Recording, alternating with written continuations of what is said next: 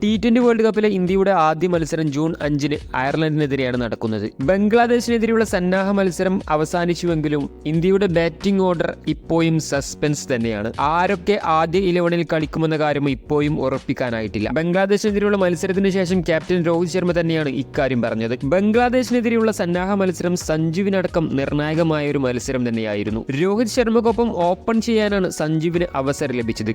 എന്നാൽ 6 ബോളിൽ 1 റൺസ് മാത്രം എടുത്ത് താരം കൂടാരം കയറി. തുടർന്നെത്തിയ ഋഷഭ് പന്ത് ഒരു അർദ്ധശതകം കുറിക്കുകയും ചെയ്തു. 4-മനായി സൂര്യകുമാർ യാദവും 5-മനായി ശിവൻ ദുബെയും 6-മനായി ഹർദിക് പാണ്ഡ്യ 7-മതായി രവീന്ദ്ര ജഡേജ തുടങ്ങിയവരാണ് ഇന്ത്യക്ക് വേണ്ടി ബംഗ്ലാദേശിനെതിരെ ബാറ്റിംഗിന് ഇറങ്ങിയത്. അതിൽ സഞ്ജുവും ശിവൻ ദുബെയും നിരാശപ്പെടുത്തിയപ്പോൾ മറ്റുള്ളവരെല്ലാം ഭേദപ്പെട്ട പ്രകടനം തന്നെ കാഴ്ചവെച്ചിട്ടുണ്ട്. ഇന്ത്യയുടെ ഓപ്പണറായി യശസ്വി ജയ്സ്വാളിനെ പ്രതീക്ഷിച്ചിരുന്നുവെങ്കിലും അദ്ദേഹത്തിന് ബംഗ്ലാദേശിനെതിരെ ബാറ്റിംഗിന് അവസരം ലഭിച്ചിരുന്നില്ല. വിരാട് കോഹ്ലിയാണെങ്കിൽ യാത്ര ചെയ്ത് എത്തിയിട്ടേ ഉണ്ടായിരുന്നുള്ളൂ. അതുകൊണ്ടാണ് താരത്തിന് കളി മിസ്സായത്. മത്സരശേഷം ഇന്ത്യയുടെ ബാറ്റിംഗ് ഓർഡറിനെ കുറിച്ച് ക്യാപ്റ്റൻ രോഹിത് ശർമ്മ പറഞ്ഞ കാര്യം ഇതാണ്. സന്നാഹ മത്സരത്തിൽ എന്തിനു വേണ്ടിയിട്ടാണ് ഋഷഭ് പന്തിനെ 3-മനായി ഇറക്കിയതെന്ന ചോദ്യത്തിനായിരുന്നു അദ്ദേഹം മറുപടി നൽകിയത്. ഋഷഭ് പന്തിന് 3 നമ്പറിൽ ഒരു അവസരം നൽകിയെന്നേ ഉള്ളൂ. ബാറ്റിംഗ് യൂണിറ്റ് ശരിക്കും എങ്ങനെയായിരിക്കണമെന്ന കാര്യത്തിൽ ഞങ്ങൾ തീരുമാനമെടുത്തിട്ടില്ല എന്നും രോഹിത് ശർമ്മ പറഞ്ഞു. ക്യാപ്റ്റന്റെ ഈ വാക്കുകൾ തന്നെയാണ് സഞ്ജു സാംസണിന് പ്രതീക്ഷ നൽകുന്നതും. ബംഗ്ലാദേശിനെതിരെ മികച്ച പ്രകടനം കാഴ്ചവെക്കാൻ സഞ്ജുവിന് സാധിച്ചില്ല എങ്കിലും T20 വേൾഡ് കപ്പിൽ അദ്ദേഹത്തിന്റെ മികച്ച പ്രകടനം കാണാൻ വേണ്ടിയാണ് ആരാധകർ കാത്തിരിക്കുന്നത്. പക്ഷേ